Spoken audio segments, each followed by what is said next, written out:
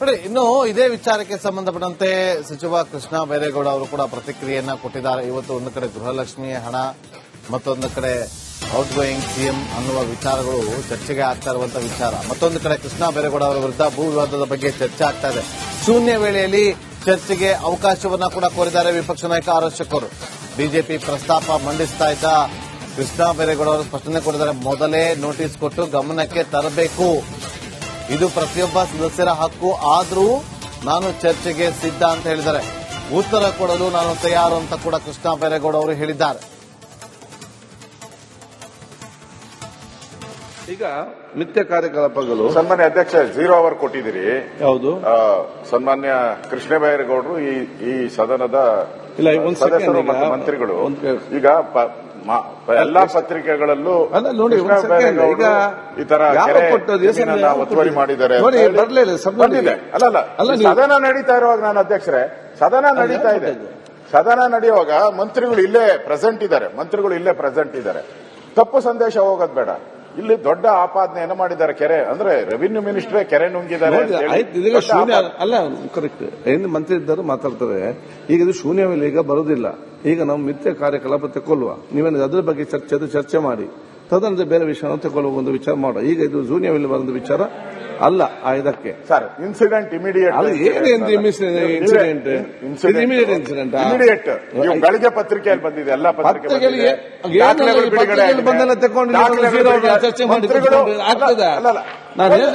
ಸಾವಧಾನ ಒಂದೇ ನಿಮಿಷ. ಮಂತ್ರಿಗಳು ಸ್ಟೇಟ್ಮೆಂಟ್ ಮಾಡಿದ್ದಾರೆ, ಅದು ಸ್ಟೇಟ್ಮೆಂಟ್ ಹೊರಗಡೆ ಮಾಡಿ ಇಲ್ಲಿ ಮಾಡ್ಲಿ, ಏನಾಗಿದೆ ಅಂತ ಸದನಕ್ಕಾದ್ರೂ ಗೊತ್ತಾಗ್ಲಿ, ಸ್ಟೇಟ್ಮೆಂಟ್ ಮಾಡ್ಲಿ. ನೋಡಿ, 0 ಅವರಲ್ಲಿ ಬರೋದಿಲ್ಲ, ಅದು ಬೇರೆ ವಿಷಯ. ಅವ್ನು ಹೇಳ್ದಕ್ಕೆ ಉತ್ತರ ಕೊಟ್ಟ ಅವ್ರಿಗೆ ಬಿಟ್ಟಂತ ವಿಚಾರ. ಮತ್ತೆ ಈಗ ಶೂನ್ಯವಾಗಿ ಬರುವುದಿಲ್ಲ ಅಂತ ಸ್ಪಷ್ಟವಾಗಿ ಹೇಳಲಿಕ್ಕೆ ಒಂದ್ ಸೆಕೆಂಡ್. ಈಗ ವಿಷಯ ತಮ್ಮ ವಿವೇಚನೆಗೆ ಬಿಟ್ಟಿದ್ದು ಮಾನ್ಯ ವಿರೋಧ ಪಕ್ಷದ ನಾಯಕರಿಗೂ ಕೂಡ ಗೊತ್ತಿದೆ. ಯಾವುದೇ ಸದನದ ಒಬ್ಬ ಸದಸ್ಯರನ್ನ ನೇರವಾಗಿ ಕುರಿತು ಏನಾದರೂ ಒಂದು ಪ್ರಸ್ತಾಪ ಮಾಡಬೇಕಾದ್ರೆ ಮೊದಲೇ ನೋಟಿಸ್ ಕೊಟ್ಟು ಮಾಡಬೇಕು. ಅದು ಪ್ರತಿಯೊಬ್ಬ ಸದಸ್ಯರ ಹಕ್ಕು. ಆದರೂ ಕೂಡ ಈ ವಿಷಯದಲ್ಲಿ ನಾನು ನನ್ನ ಹಕ್ಕನ್ನ ಬಿಟ್ಕೊಡ್ತಾ ಇದ್ದೇನೆ.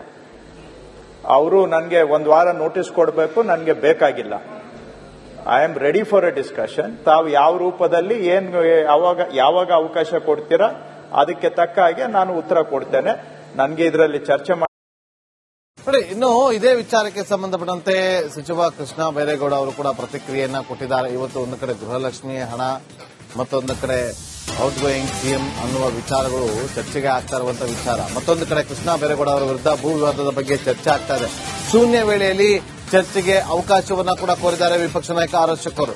ಬಿಜೆಪಿ ಪ್ರಸ್ತಾಪ ಮಂಡಿಸ್ತಾ ಇದ್ದ ಕೃಷ್ಣ ಬೈರೇಗೌಡ ಅವರು ಸ್ಪಷ್ಟನೆ ಕೊಟ್ಟಿದ್ದಾರೆ. ಮೊದಲೇ ನೋಟಿಸ್ ಕೊಟ್ಟು ಗಮನಕ್ಕೆ ತರಬೇಕು, ಇದು ಪ್ರತಿಯೊಬ್ಬ ಸದಸ್ಯರ ಹಕ್ಕು, ಆದರೂ ನಾನು ಚರ್ಚೆಗೆ ಸಿದ್ಧ ಅಂತ ಹೇಳಿದ್ದಾರೆ.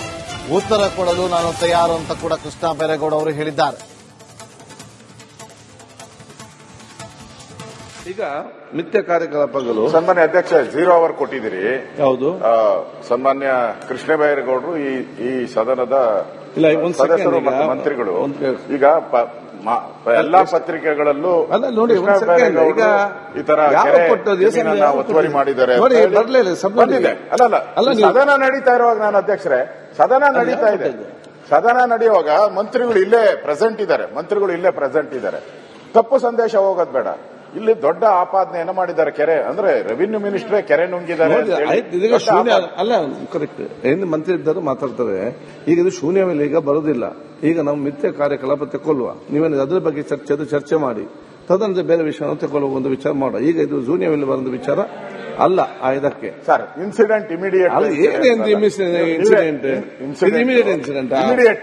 ಗಳಿಗೆ ಪತ್ರಿಕೆಯಲ್ಲಿ ಬಂದಿದೆ. ಎಲ್ಲ ಪತ್ರಿಕೆಗಳಿಗೆ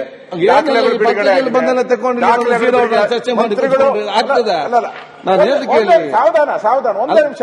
ಮಂತ್ರಿಗಳು ಸ್ಟೇಟ್ಮೆಂಟ್ ಮಾಡಿದ್ದಾರೆ, ಅದು ಸ್ಟೇಟ್ಮೆಂಟ್ ಹೊರಗಡೆ ಮಾಡಿ ಇಲ್ಲಿ ಮಾಡ್ಲಿ, ಏನಾಗಿದೆ ಅಂತ ಸದನಕ್ಕಾದ್ರೂ ಗೊತ್ತಾಗ್ಲಿ, ಸ್ಟೇಟ್ಮೆಂಟ್ ಮಾಡ್ಲಿ. ಇದು 0 ಅವರಲ್ಲಿ ಬರೋದಿಲ್ಲ, ಅದು ಬೇರೆ ವಿಷಯ. ಅವ್ನು ಹೇಳ್ದಕ್ಕೆ ಉತ್ತರ ಕೊಟ್ಟ ಅವ್ರಿಗೆ ಬಿಟ್ಟಂತ ವಿಚಾರ.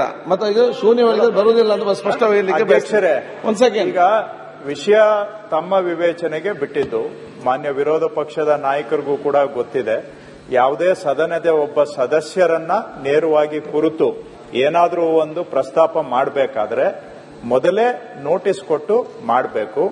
ಅದು ಪ್ರತಿಯೊಬ್ಬ ಸದಸ್ಯರ ಹಕ್ಕು. ಆದರೂ ಕೂಡ ಈ ವಿಷಯದಲ್ಲಿ ನಾನು ನನ್ನ ಹಕ್ಕನ್ನ ಬಿಟ್ಕೊಡ್ತಾ ಇದ್ದೇನೆ. ಅವರು ನನಗೆ ಒಂದು ವಾರ ನೋಟಿಸ್ ಕೊಡಬೇಕು, ನನಗೆ ಬೇಕಾಗಿಲ್ಲ. I am ready for A discussion. ತಾವು ಯಾವ ರೂಪದಲ್ಲಿ ಯಾವಾಗ ಅವಕಾಶ ಕೊಡ್ತೀರಾ.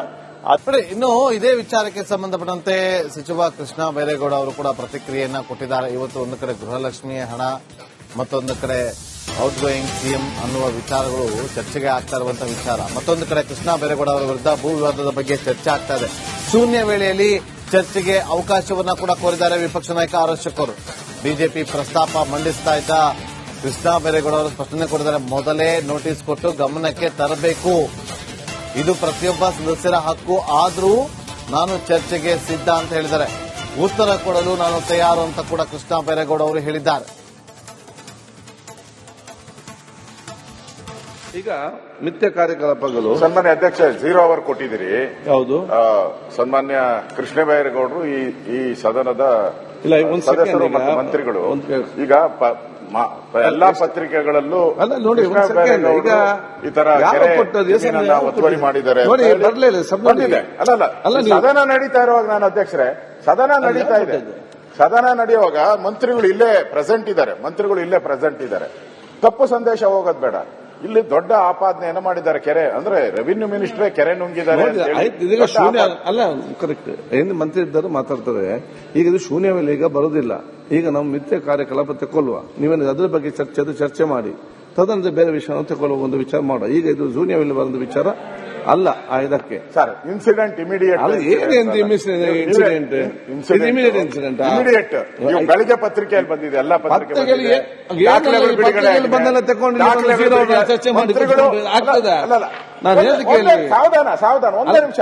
ಮಂತ್ರಿಗಳು ಸ್ಟೇಟ್ಮೆಂಟ್ ಮಾಡಿದ್ದಾರೆ. ಅದು ಸ್ಟೇಟ್ಮೆಂಟ್ ಹೊರಗಡೆ ಮಾಡಿ ಮಾಡಲಿ. ಏನಾಗಿದೆ ಅಂತ ಸದನಕ್ಕಾದ್ರೂ ಗೊತ್ತಾಗ್ಲಿ. ಸ್ಟೇಟ್ಮೆಂಟ್ ಮಾಡಲಿ. ನೋಡಿ, ಇದೀಗ 0 ಅವರಲ್ಲಿ ಬರೋದಿಲ್ಲ, ಅದು ಬೇರೆ ವಿಷಯ. ಅವ್ರು ಹೇಳ್ದಕ್ಕೆ ಉತ್ತರ ಕೊಟ್ಟ ಅವ್ರಿಗೆ ಬಿಟ್ಟಂತ ವಿಚಾರ. ಮತ್ತೆ ಈಗ ಶೂನ್ಯವಾಗಿ ಬರೋದಿಲ್ಲ ಅಂತ ಸ್ಪಷ್ಟ ಹೇಳಲಿಕ್ಕೆ ಅಧ್ಯಕ್ಷರೇ, ಒಂದ್ ಸೆಕೆಂಡ್. ಈಗ ವಿಷಯ ತಮ್ಮ ವಿವೇಚನೆಗೆ ಬಿಟ್ಟಿದ್ದು. ಮಾನ್ಯ ವಿರೋಧ ಪಕ್ಷದ ನಾಯಕರಿಗೂ ಕೂಡ ಗೊತ್ತಿದೆ. ಯಾವುದೇ ಸದನದ ಒಬ್ಬ ಸದಸ್ಯರನ್ನ ನೇರವಾಗಿ ಕುರಿತು ಏನಾದರೂ ಒಂದು ಪ್ರಸ್ತಾಪ ಮಾಡಬೇಕಾದ್ರೆ ಮೊದಲೇ ನೋಟಿಸ್ ಕೊಟ್ಟು ಮಾಡಬೇಕು. ಅದು ಪ್ರತಿಯೊಬ್ಬ ಸದಸ್ಯರ ಹಕ್ಕು. ಆದರೂ ಕೂಡ ಈ ವಿಷಯದಲ್ಲಿ ನಾನು ನನ್ನ ಹಕ್ಕನ್ನ ಬಿಟ್ಕೊಡ್ತಾ ಇದ್ದೇನೆ. ಅವರು ನನಗೆ ಒಂದು ವಾರ ನೋಟಿಸ್ ಕೊಡಬೇಕು, ನನಗೆ ಬೇಕಾಗಿಲ್ಲ.